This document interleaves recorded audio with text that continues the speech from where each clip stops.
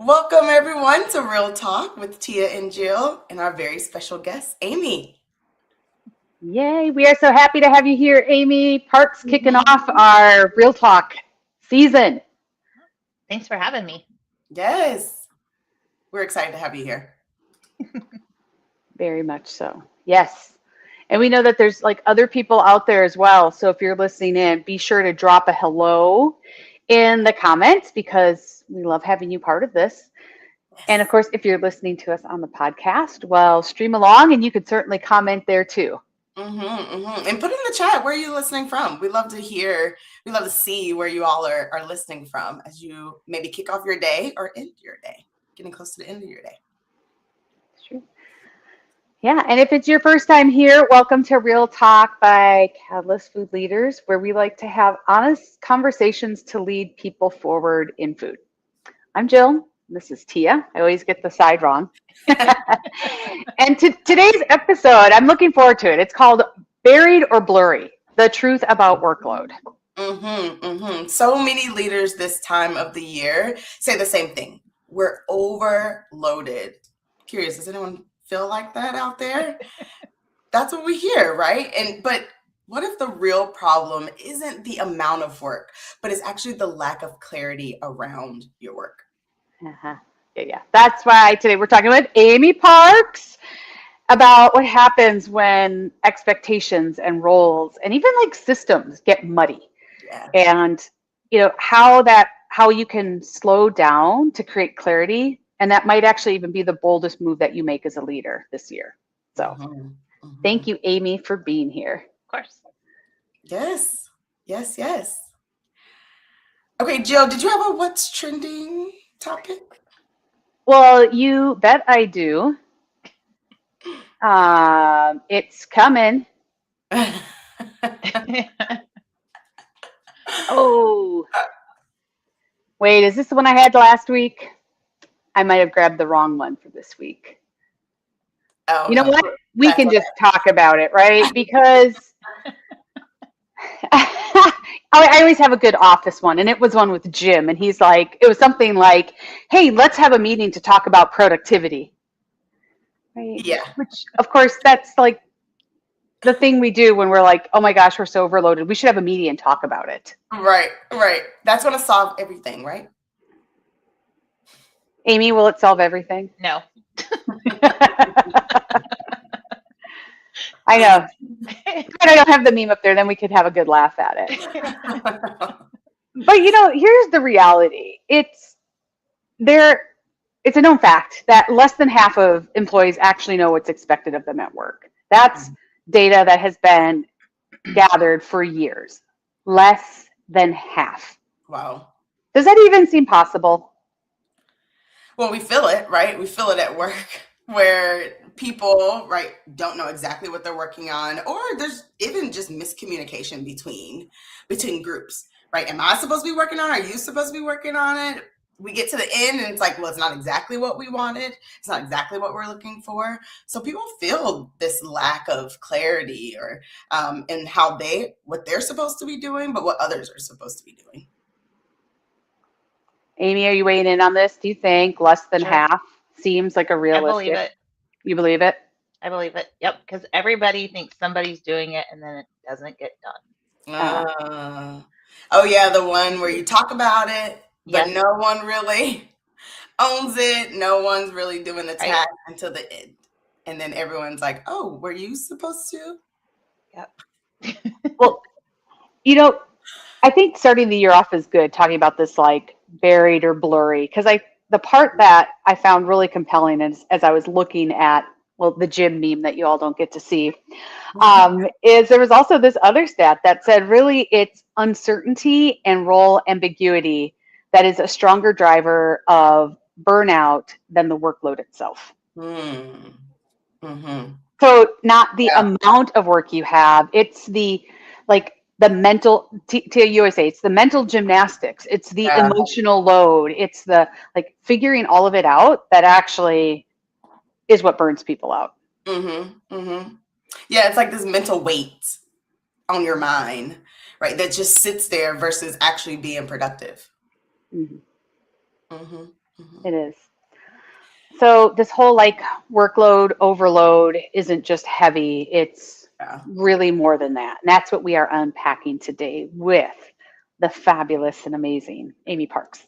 Yes. Yes. So Yes. Amy, for people who haven't met you before, will you just do like, the quick minute elevator speech on who you are and what you do? Sure. So I'm Amy Parks.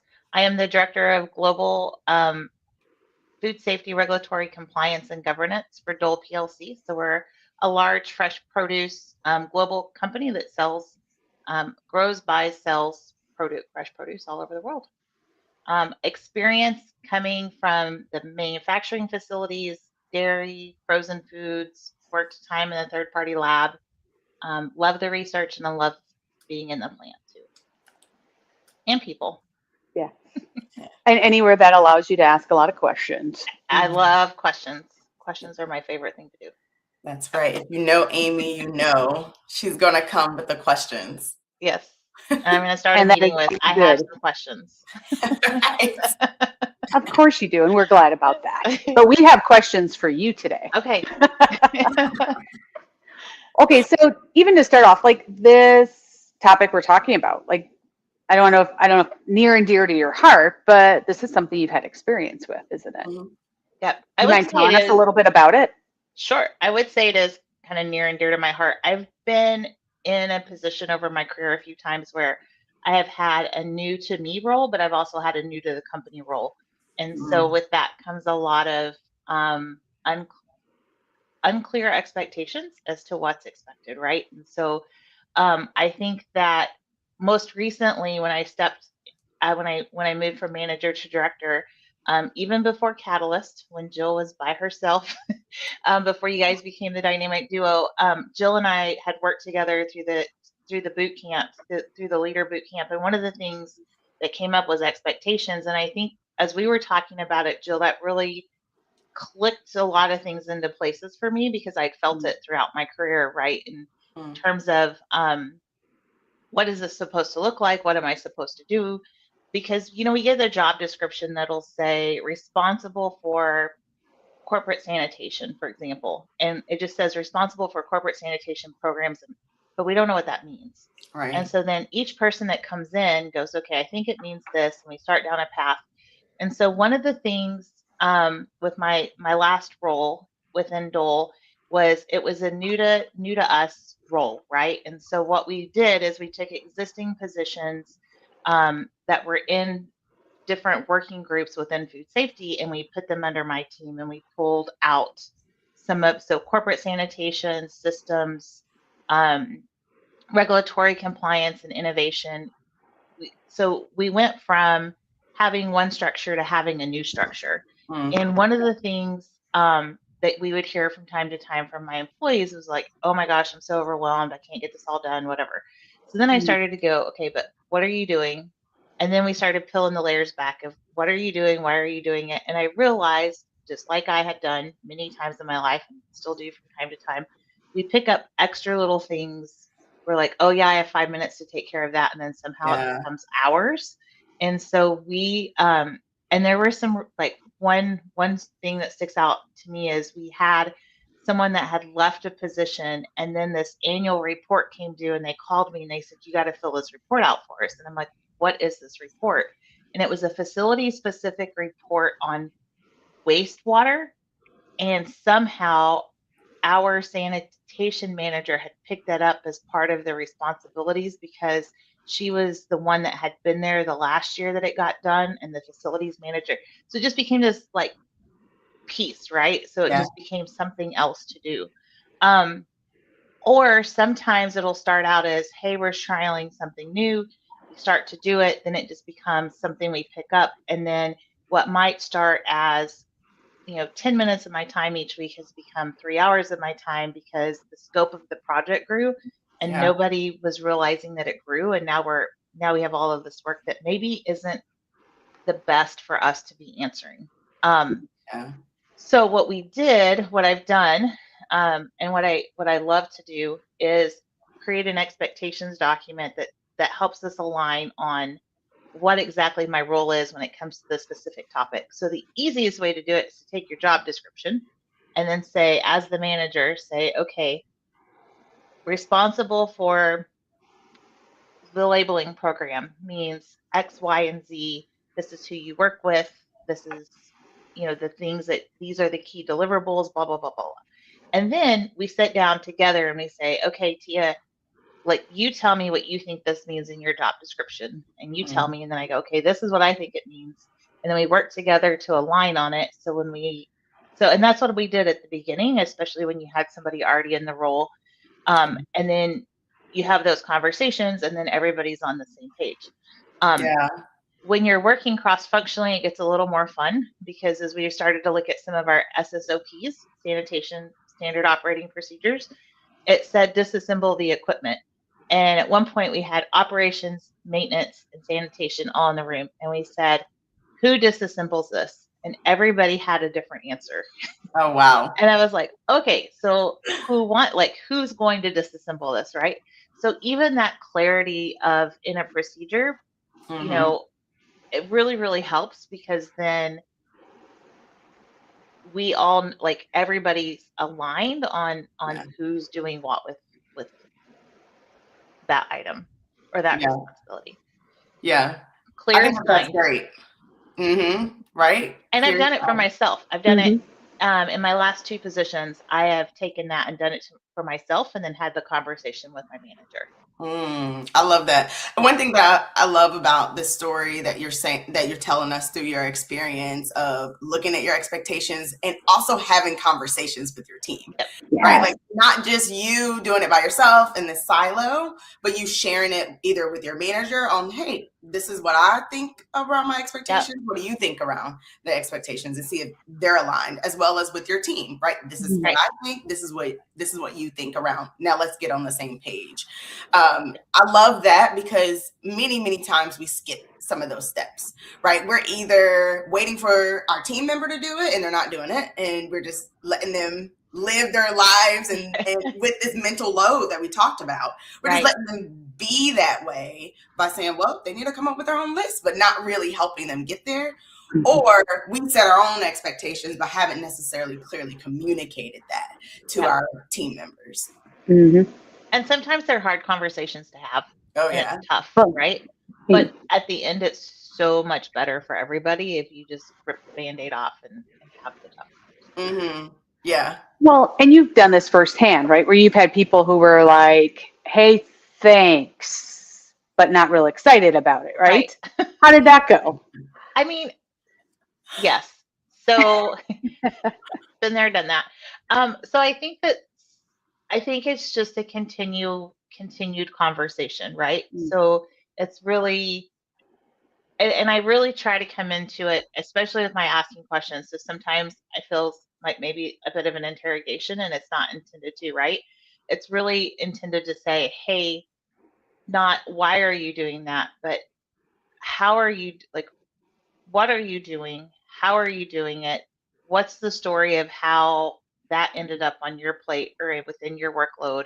Or is there a better way to do it? Or maybe it's the right way to do it, and we just have to, work through the complications or the frustrations or whatever. But I think in some situations where you're building something new, it's hard because we've always have approached things a certain way, or hey, this is, and it's not even so much that here's how we've always done it, right? But it's, oh, you're giving me something new and it's going to be hard. And it's something new I have to learn, and I don't have time because I'm overwhelmed because I have unclear expectations that I'm already drowning. And now you want me to stop and go this direction. Yeah. But I think it's important that when you have those conversations, it's not a, Tia, you're going to do it, go do it. It's, we're going to do this together, because the only way we get better is better together. So if we do it together, then we can explore it. And if it doesn't work, we go back to the drawing board and say, hey, that didn't work, right? I think that within that, you have to have you talk to your team about having an open mind and being open to it. And then you just have to continuously coach and talk and have the conversation. And a lot of times what I saw was really cool is I had a very distinct team, meaning we had multiple people doing very distinct jobs that did not work cross-functional, in the sense that systems didn't necessarily know sanitation, didn't necessarily know regulatory compliance, right? Yeah. And I was trying to figure out ways to build the team, like a team environment. So we just started sharing programs or or hey, I'm stuck with this or whatever. Yeah. And it really started to kind of break down the walls, and really it was really neat, because one time the systems guy said, oh, you're looking for a request, like you're wanting to get all this information from the plants. We can build a form and they can just fill it out, and then you have it and it summarizes it. So there was just some things like that we were able to do, but it's a lot of conversations and a lot of time. And as a leader, sometimes you're also overwhelmed with your pile of unclear expectations and your workload, and you're like, oh my gosh, I can't get this done. If you don't stop and do it, it's never going to get any better. Right. Yeah. I like the phrase, Jill, she used it earlier. Like sometimes you need to slow down, right? Yeah. So you have to stop. Right. So that you can speed up, right? So that you can actually do what you need to do. Yeah. And I think that's important too, because we've had some times where we've been in the middle of a crisis and we're coming out of the crisis, and senior leadership has said, I want X, Y, and Z done today. I want X, Y, and Z done, go do it. And so the marching orders are, the president said, you have to do this, go do it. So I stopped and I went back to the president and I said, I will do whatever I need to do, but can you just explain to me what the end objective is, right? Like what is this supposed to get us? And he's like, well, I want to know these three things. And so we started walking through it, and I made him stop and slow down and explain it to me. And at the end, he goes, that's not going to get us what I thought it was going to get us. And that, when I started that conversation, that was not the intent at all, right? It was literally, I needed to design a process, and I didn't understand what my end goal was, to figure out how to design the right process or the right project, the right research project. And he goes, Amy, this is a horrible idea. He was like, thank you for telling. Like, I was like, whoa, I didn't tell you it was a horrible, like, we worked through it together, right? But like the implications of the project would have potentially negatively affected operations in ways that he hadn't necessarily fully thought through. So when I started asking questions about my project goals and my objectives and the what ifs, he goes, oh yeah, let's not do this. So I think it's important, and sometimes it's hard as leaders when you have you're in your head and your team comes back and says, hey, we need to stop and think about this. It can be frustrating, but you always have to remember, if the shoe was on the other foot, I would want clarity and those explanations too. Yeah. Well, and I imagine not everyone, like every project you've come across, or every like, hey, go do this today, has been open to, well, let's pause for a moment. So not always. But I'm sure you've seen moments where you're like, really, we should be pausing before we plunge into here. Like, how do you, especially leading the function, like, how do you make an internal case for people to slow down so that you can go faster later? So I actually didn't slow down last week. So we were dealing with an import question. And when that question came up, I was like, okay, this is what we're going to do. X, Y, Z, boom, boom, boom. And the team was like, yeah, but this is different than that last situation for these three reasons. And I was like, oh, dang. Okay, stop. Help me understand what's different. Like, what do we got going on this time? How is this different? And so I think that to answer your question is, how do you get people to stop, right? I would say part of it is building the relationships up front. Because if the only time that they have interaction with food safety is when something has hit the fan, then those people are less receptive to those things, right? So another example, I had started coming in on sanitation, and everybody panicked because I was coming in on sanitation. And they're like, oh, we're in What are you doing trouble. here? And I'm like, what do you mean you're in trouble? Like, I just wanted to see how it works, right? Like, I don't know what It's you're fine, like, I I'm don't here. know. Like, I'm just here to learn. I'm just here to learn. But that was because the only time that anybody from leadership came in was because something was happening in the plant and something needed to be addressed. And so when I started showing up at first, if I'd have gone in and said, okay, we're going to try this and do this differently, they would have absolutely said, no, thank you. And they absolutely would not have stopped and said, hey, this isn't going to work because X, Y, and Z. They would have been like, you want to do it, it's not going to work, but we're not going to tell you that because. Yeah. Mm-hmm. And so by the time that I left, we were at the point of the team would say, hey, like, we can try that, but it's probably not going to work because of this. Or have you, like, Yeah. this is the other impact. Mm-hmm. So it's really a lot about building, it's time to build the relationships. Mm-hmm. Mm-hmm. I feel like a lot of people that's listening, whether listening live or listening on podcast, are always trying to figure out, like, how do I move my culture forward? How do I make my culture stronger? I think this is a huge piece of it. Is that, are your people saying, okay, well, it's not going to work, but I'm not going to tell you, I'm not going to be a part of it? Or are they bringing up things like, hey, like, let's stop, let's talk about this, or I don't think it's going to work, or, you know, calling out some stop gaps to say, like, hey, let's stop, let's pause. Like, if you, people listening, if you're thinking about your culture, if you have not heard someone tell you to stop for a minute, let's have a conversation, then assess your culture, right? Because people should be telling you that we know we don't know everything that's happening in the organization, even though we might be responsible for some decision makers. Your team should be able to tell you to stop.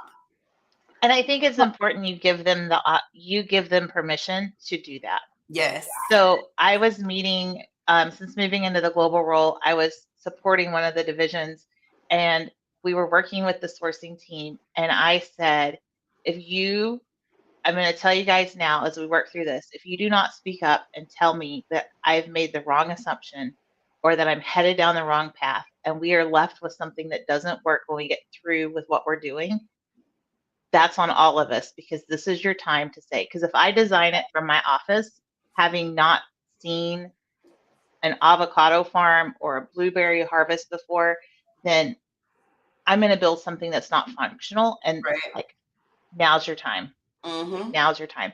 And the other thing that we've done, and that I try to do, and I'm currently doing it now with a group, is when I step in to a role, the first thing I try to do is go around and meet everybody and have a conversation of, hey, who are you? What do you do? Like, what is your path within the career, food safety, the organization, sourcing, selling, buying, whatever, right? And then, hey, like, how are things going? What's going well? What's not going well? Where are some of those pinch points that we've had? Like, where do you always get stuck? And then you can start to see, or what do you wish we had? Like, if you could have the perfect system in the world, what would that look like? And then I think that gets them to thinking too. And then they're more willing to come back and say, hey, we gotta, like, this came up. So even, and you know, and then sometimes for me now it's hard to do because I love face-to-face meetings. And so I'm not in all of our countries, right?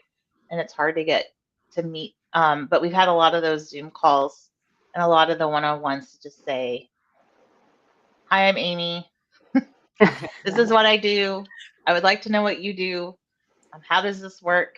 And so that's really a lot of time, but it's so important. So important. Yeah.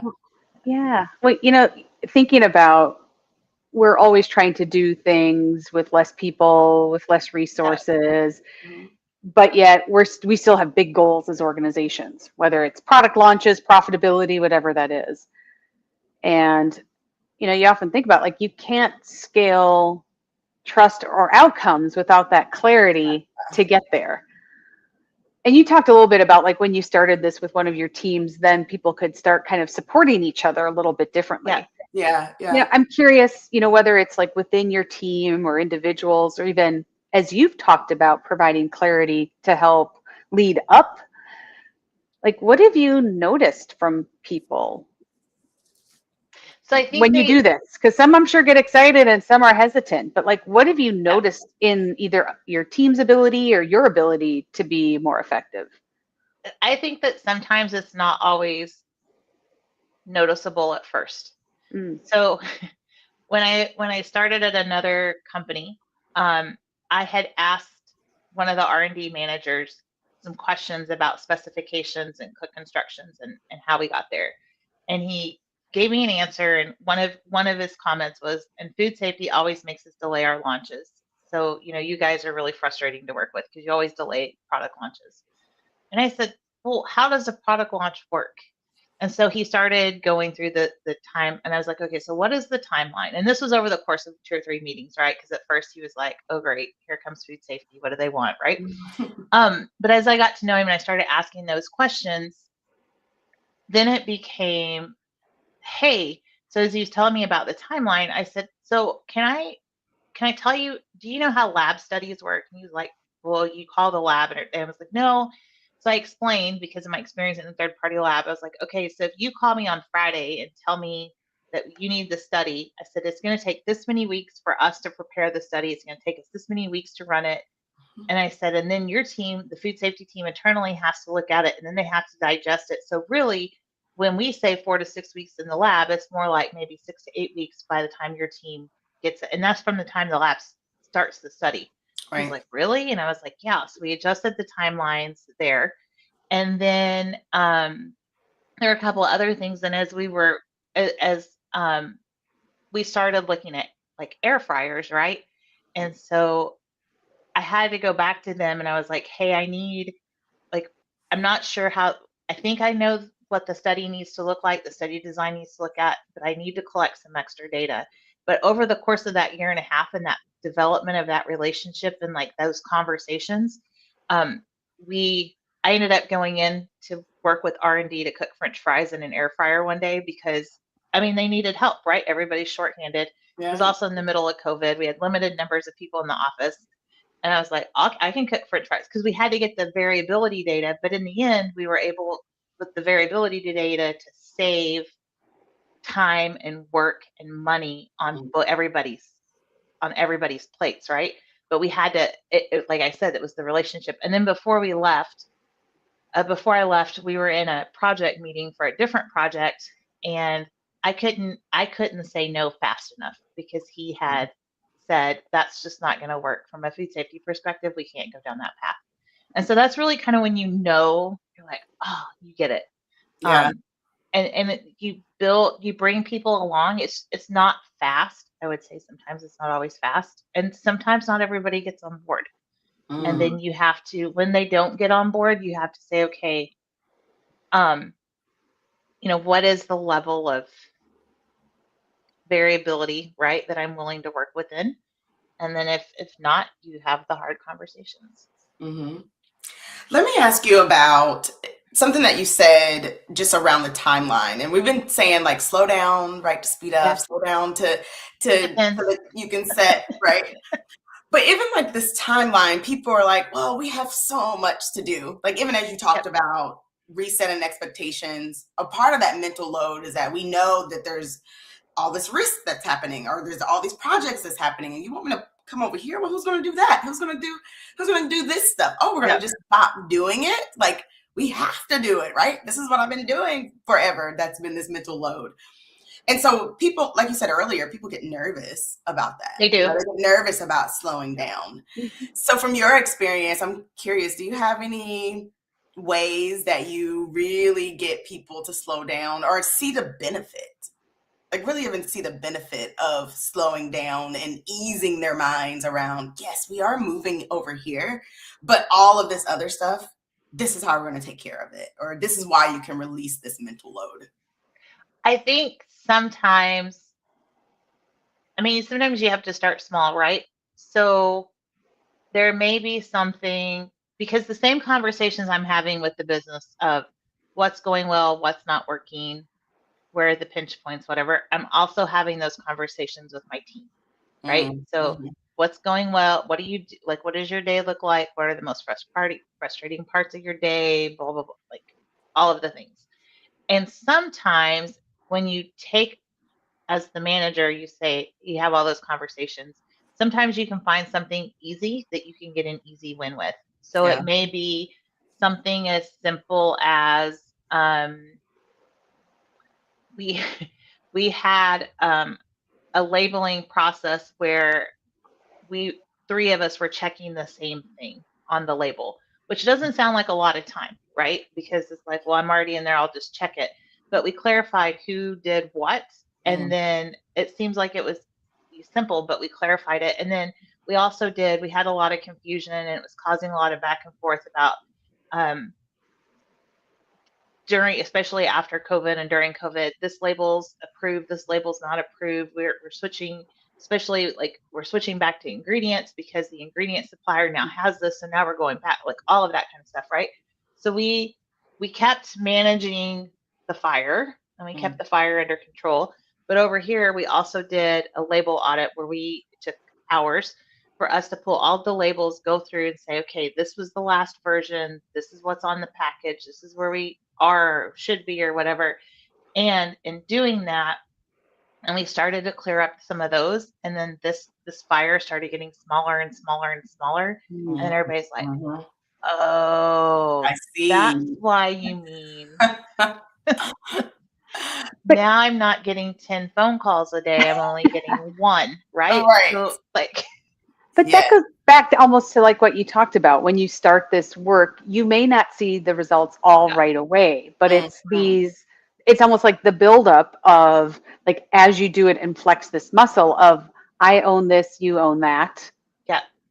Then you do start seeing kind of an easier flow through the process. And sometimes those conversations are hard too, right? Because it may be something where we have to have a conversation of who should own it, because I've always owned it. No, I've always done this. And okay, but like take all of that away and say, where should it be held, or who should own this? Or we both own it, but maybe we only own a piece of it. And so how do we, so that's like the sanitation procedures, right? That I talked about earlier.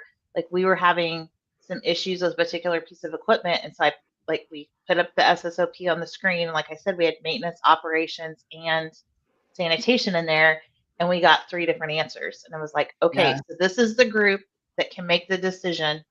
And the poor maintenance gentleman that was in there, like his job was to, and he's in there with me, right? And so there's a couple of layers of management there, and he's like afraid to talk. And I'm like, I need to know what you do, only because like I want to understand what you're doing, because you're the one that tears it down. I don't know how to tear that piece of equipment down. I mean, maintenance doesn't allow me to have a screwdriver.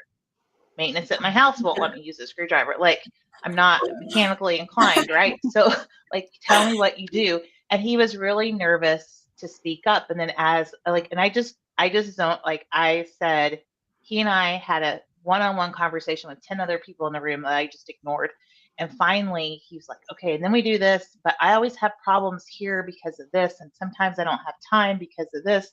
And we quickly figured out that in that situation, maybe maintenance wasn't the best person to do all of the work, but they needed, because it was sensitive, they had just given it to maintenance to begin with.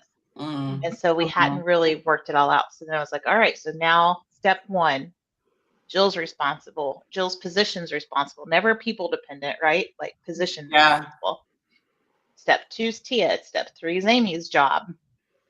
If so-and-so's not available, this is who, like, and it seems simple because we all should know what we're doing. But when people leave or people change roles or somebody new comes on, that like some of that stuff gets lost. Yeah. I want to ask Amy about difficult conversations, because like even in this example, and you can stick with this example if it makes sense, but like as you take yourself back and think about these times that you were in these scenarios and you had to have the difficult conversation, can you walk us through for our audience on like how did you get over that, like it's not easy hurdle to have the difficult conversation, which is like I feel like it's like core to leadership. You have to know how to have difficult conversations, or even not even difficult, maybe even uncomfortable. I say, conversations outside your comfort zone. Yeah, like how you reframe it, right? Yeah, I feel like that's hard, just we're not experienced with it. Yes. And sometimes it's so hard for people to get over that huddle of, man, I'm really uncomfortable, or it seems like there's friction here and I don't really want to be a part, I don't know how to even start the conversation. What are some things that you do? Like, how do you get over that hurdle? So I usually don't eat the night before, and I don't sleep well because they're hard, right? They're hard. Like, they're hard. And I usually play, sometimes depending on what the conversation is, right? I play it out with somebody ahead of time. And I'm like, okay, so if they say this, then I'm going to say this. And I'm like, oh wait, because I'm a bit of an overthinker too. But I would say that some of those conversations, what I've tried to think through is, kindness too, right? And empathy, because the other person is probably feeling much like I am. And I've really had to learn this with how I ask some of my questions sometimes, because we laughed about that, but I will literally come out the gate with, what are you doing? Why do you do it that way? Have you ever thought about and it's not so much, how did we end up here? And it's not because I think anybody's doing something wrong, but 99% of the time, especially when you come to talk about somebody that's doing the operation, they have a better solution than I would ever come up with, right? So if I can pick that apart, but I think difficult conversations go better when there's some level of trust, and that goes back to why it's important to have those relationships up front. Yeah. And then I think the other piece of that is you have to be willing, and this is where it's really hard, you have to be willing to listen and be able, and not immediately respond when you hear something you disagree with, right? And so there have been times, especially in my past life when I had a much larger team, that we would get into these situations where I'm like, I don't fully think that that's the right answer, but that's the answer you're giving me. And that's like, it just like, it's really that level of trust. And then, they're just transparent. Transparent and honest is, even if it hurts, stings a little bit, that's kind of sometimes what you just have to say, I'm going to do this today. This is all I'm going to do. And then afterwards, I'm going to go get a big old milkshake because that's what you got to do. Like, you got to treat yourself, right? But even last week, I was in a conversation with somebody, and it was the first time that he and I had sat down together to work through some, to have that introduction. And I said something, and he was like, wow, that is brutally honest. And I was like, well, this is where we are. And he was like, no, he goes, it wasn't even mean. It was just brutally like, yeah, I've been told by my husband I can be brutally honest sometimes, right? Like, oh, my internet's weird. So Amy, I'm curious because not everybody's going to be receptive to it. And I like your idea of how do you build the relationship and how do you have those conversations? I would imagine when, if my boss came to me and was like, we're going to go and get really clear on what you're doing, my first instinct would be defense mechanisms. Why?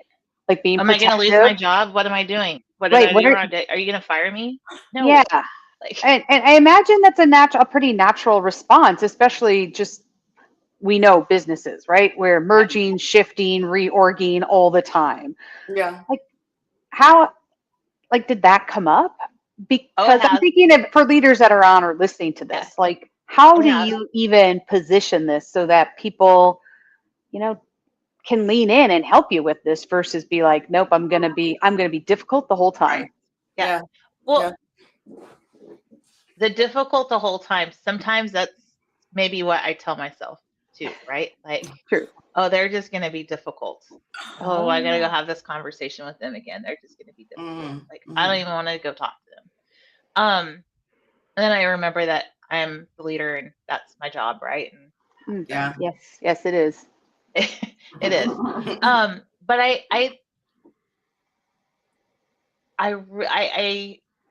that's a hard one, Jill, because I know in my heart of hearts that nobody wants to show up to work and be miserable, right? Like none of us want to come to work to be miserable. All of us want to come to work and for the most part put our best foot forward. I mean, like have you seen the graph where it's like if you're at 40% today and you give 40%, you've given 100%. Like some days I have to remind myself that okay, I'm not at my 100%. I'm only going to get 50 today, and that's okay. And then when my report comes in, she's having a rough time. She might only give 80. That's okay, right? But I think the difficult conversation piece is really like at times I have said to my team, I don't like help me understand this because I think that like, and I flat out said this. I said to one individual, I was like, I think you're miserable in the role, and you just haven't told us that you don't like it. And they got very defensive, and they were like, no, this is what I want to do. And I was like, okay, if it's what you want to do, how can I help? Because it's really about me helping you and making your life easier. That's what I mean. That's why I'm here. So what can I do to help you get a step? What can I help you do to be part of the process, right? And I think at times it's slow because at times, especially sometimes the rub between food safety and operations is a little bit difficult, right? Because, oh, here they come, they're going to shut the line down again. I'm like, okay, let's talk about this. And so as we started, like with the sometimes is that conversation of, okay, but I can help you get X% better and get this many more packages out the door. And they're like, but how? Like, well, we need to pick this apart because there's something in here that doesn't. So, Jill, I don't know that I answered really your question, but I think part of it's the understanding and the empathy, right? And putting yourself on the other side of the table because there are people that are just as frustrated to have to to deal with me as I get with some other people, right? Like there are some people that go, Amy is not my cup of tea. She's going to come in here and she's going to come and tell us that we can do this differently, or she's going to ask 500 questions and I don't have time for 500 questions. I just need her to go do what I asked her to do. I get that. Like, yeah. Well, I think one thing, Amy, that you said, I want be, if we're going to change topics, but the question of like, how can I help you? Like, what do you need help with? I find that when people are difficult or it doesn't seem like they're moving on with the process or they're not quite aligned with the rest of the team, is that something is still just not sitting right with them. Like they have a need there in that space that I haven't really quite gotten there, or we haven't really quite aligned how we're going to solve that need. And it could be that they have a piece of the puzzle that you don't even know they're holding. So it could be that there's something within what they do and what they hold and the knowledge that they have that's a key to unlocking something else, right? But and I have worked in toxic work environments in the past, and I know that sometimes you gotta, like, if you share this, then you become a target in some environments. In other places, maybe they've had the experience of, hey, I got laid off my last 3 jobs, but I was the one that knew it. And as soon as I shared it, I'm the one that got cut, right? So whatever, there's something causing them to hold on to this. And I think that the thing about being a leader for me is I'm only as good as my team. So I would rather my team be the superstars. Like it's not the Amy team, right? It's the food safety team. And I want to showcase and shine and show the light onto my team. And so I think that sometimes it takes a while to get that person. But then what you start doing is in the meeting, you go, so I know that you have experience with this, Tia. What's your experience with this? How did you handle this the last time? Or, hey, I know you've been at the company for 35 years. When you said it didn't work last time, why didn't it work? What did you try? What did you do? If we tried it this way, do you think it'd be better? Do you not think it would work? Like, like leverage the experience that you have within your team, because they will make your job. I've learned Mhm. easier. Mhm. Sorry, Jill. I know you're going to ask a question. Oh, well, I'm just thinking about, even before I started on this track of being a better leader, I would have never gotten into the weeds or the details of someone's workload Yeah. because I would have just kind of assumed, like, hey, I understand what that person does. They do X, Y, and Z. Mhm. So for listeners that are out there going, yeah, like totally get it. Like we're already there. Like what's next? Like what were some of the signs, or like what would you say to someone who's like, oh no, we already got that, but yet we're still struggling and people are overwhelmed and we feel like, everything's chaotic around us. So I think one of my pet peeves is you put out the fire, right? And you're like, oh, we got it. It's over. It's done. And then it comes back up 6 months, 12 months, Oh, yeah. 2 weeks later, Next something. week. Next week, Right. tomorrow, this afternoon at 4:30, whatever. Friday at 4:30. But it keeps the same thing keeps coming up and up and again, right? And the team gets frustrated over the same thing again and again and again. Well, then we don't have it fixed. We don't Right. have it fixed. And so we have a very large number of suppliers that we import from in the US. And when I first started, like we've been trying to figure out how to maximize our efficiencies related to foreign supplier verification. We're a little bit unique in that we're vertically integrated, so our teams in country are doing the work, but we have to have a secondary step here, right? It literally earlier this year, I was on the phone because this has been an ongoing source of frustration about how long some of these verifications take, especially in produce where some of our fruit seasons may be literally 6 or 8 weeks long. Take that and now think about trying to get a global gap audit report back in that time, right? Whatever. There's a lot of complications. And literally this year, I was on the phone with our team in Chile, and they go, Amy, every year you ask for a list of suppliers and we give you the entire list. So let's say for cherries, it's 200 growers. She said, we may only send 70 of those to the US. And I said, so I'm literally chasing 130 suppliers that I don't necessarily have to chase. She was like, yes. But it is taking us numerous conversations. And a lot of frustration back and forth, right? Well, I just gave you the list. How come you don't have this done? Why are there so many? Are you like by the time I get back, whatever. There was all of these like finally, I said, I don't understand. Like, I just don't get it. And she was like, so you asked for the list and we give you this, but in reality, we only send you this. And the team is already figuring out ways to verify the work that the US team is already trying to figure out to verify ways that we are doing the work. So it literally takes like 2 weeks for the fruit to get here by vessel. And so they figured out a process. Literally, they had the problem solved within 15 minutes on this call, but it took us like, because we were talking at each other or over each other and not asking for clarification when we said that, well, that's impossible. We'd go, but I need it, instead of saying why. Yeah. And aligning on that. Yeah. So I think what I hear in there is like when you, for someone who's like, gosh, I don't have time, or this isn't really that important. When you think about the places where you're feeling rubs, where you're feeling the chaos and the overwhelm, that getting to this level of detail on the expectations is almost the way you set yourself free. Yep. Oh, yeah. It is. To have the clarity. Yeah. And people don't spend enough time doing it. Yeah, because we assume, right? Like, oh, I assume they're doing that, or I assume they know how to do that, or I assume they're doing it the way that we've talked about it. And then, I mean, I've been burned on that. Or even for me, sometimes it's my emails, right? So I'm copied on a lot of emails. And finally, the manager and I had a conversation, and I said, okay, because she emails me back. She's like, I already took care of that. Why are you asking me about this again? And I'm like, finally, I said, okay.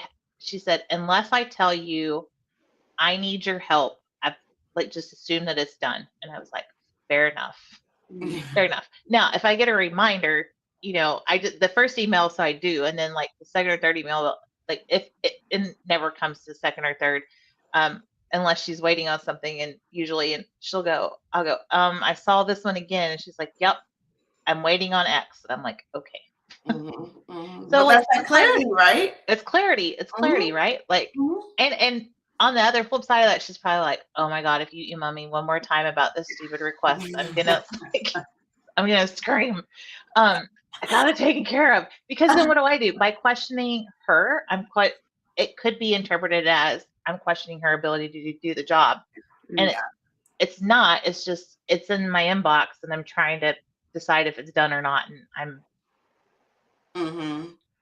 questioning her. Like, I think that's where that trust comes in. And even as we were talking earlier, when someone says, well, let's talk about your role and expectations, and even just the why do you want to talk to me about this? Having this relationship with your person, having that trust, having that transparency. If you say, hey, let's talk about your roles and expectation, like something came up, I want to hear more from you. Like just that transparency, that openness. I'm like, okay, let's have a conversation. I know what I do, right? I know what I have going on. If you want to shift them, that's also okay. But let's have a conversation around it. And people don't feel that angst, that should we be talking about this? Like, they don't go to, what am I doing wrong? They go to, we need to have an open conversation about this. Yep. And then if something comes up, they are more likely to come to you and say, hey, so-and-so reached out and asked me to take this on. And like, I just want to talk to you about it first. Or exactly. I have time. I'm happy to support. Or, hey, this doesn't fit within what we're working on. It doesn't add value. Right. They know and sometimes it may not seem like it adds value to the role, but we need it for something else and you have to explain. But that's where that part of that transparency comes into place. And I don't mean transparency of, you have to work within the limits of your role, and you're not like what you can and can't share, right? But sometimes the transparency of, hey, we're working on something and I can't necessarily share the details, but I'm going to start asking you for things. Know that like I have your back, I have the team's back. Like I just need this information to satisfy this other project that I'm working on. And they're not, I mean, at times that's being on that side of that conversation of not in the know, you're like, oh, what's going on? Yeah. I mean, you got to do, the leader can only, and I think even then you say, I'm working on something that I cannot share. And it kind of, it allows them to say, okay, there's something going on. The trust is there. Amy's got our back. Right. She can't talk about it. Right. Yeah. And that is transparency. We've talked about that many times on the show and with other people as they think about, how do I be transparent in a role that I can't share everything? But that is transparency.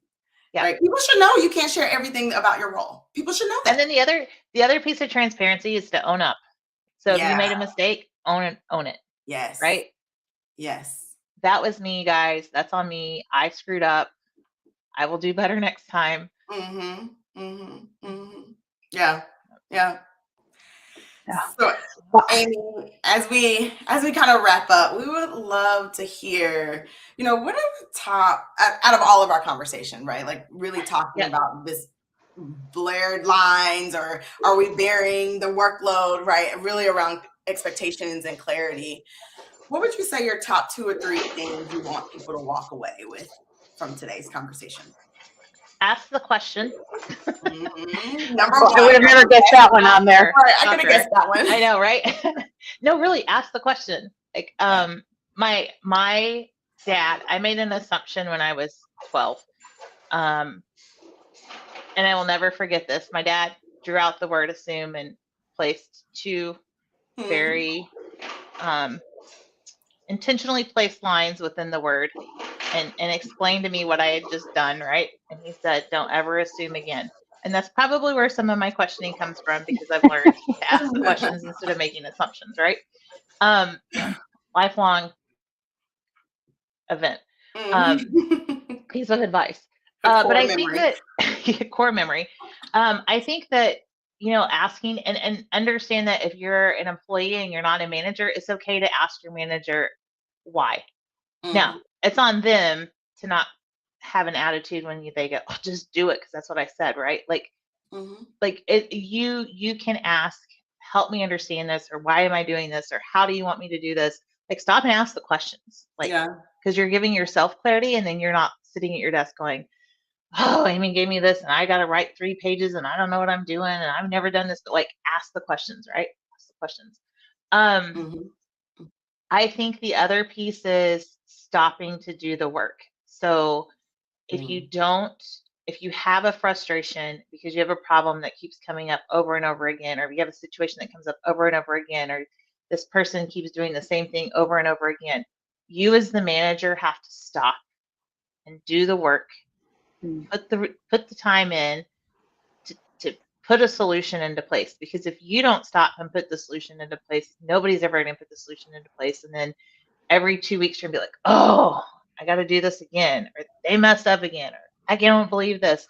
And you just sit and you just get, and then that in turn affects you negatively too, right? Like, dread. So stop and do the work. And I mean, clear, transparent, honest as much as you can. I mean, even to say, hey, like I've told my team this before too, like, hey, I'm having a bad day and I'm distracted. So if I ask you 3 times, please, please take it for what it is. Like, I'm not on all, I'm like, I firing on 4 instead of 8 today, right? So I think clear, transparent, honest, is kind. Yeah, that's good advice. Ask the questions, take the time to do the work, and be transparent. Because that's what leaders do, right? That's our role of helping support our teams, which help support our organizations, do all the things. And it's not easy, right? It's not easy. Times. Not easy. Well, and I think all the things you talked about today kind of show too, like, yep, it's workload, but workload isn't just about workload. It's about the clarity. It's about the structure. It's about the trust and transparency that you have, like, within your team and across the organization, so that you can really forge ahead.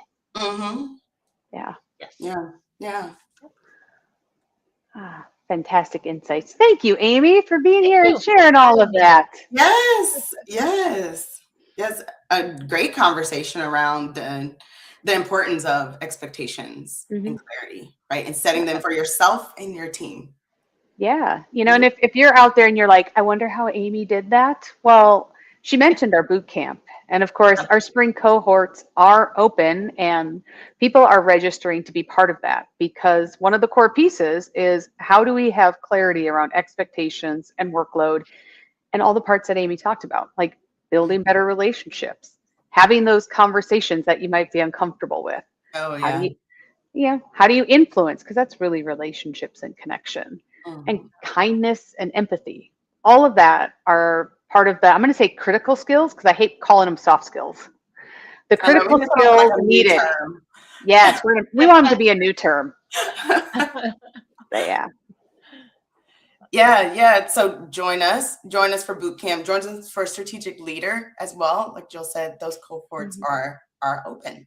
And if this episode did spark something for you, we want to share our readiness compass tool. It is a free tool for you to download. And even as we had this conversation today, is your team ready, right, to have those conversations? Are you going to get is my job at risk? Or are you going to get your team members to lean in and say, yeah, let's have this conversation. I want this clarity. Our readiness tool can help you understand, right? Just gut check your leadership systems before the chaos of change happens, right? Before the chaos of certain conversations happen. So that's a free tool for you. It is out there. If you're listening to the podcast, we'll make sure to add the link to our resource hub where this lives on our website. Yes. And as we go, remember, leadership isn't a one-person show, and culture certainly does not grow on its own. It takes intention. It takes a system. So remember that when leaders grow, cultures change. With that, Amy, thank you so much for being on Real Talk this week. Thank And you we for will having me. see or hear everyone next week. All right. Make it a good week. Bye, everyone.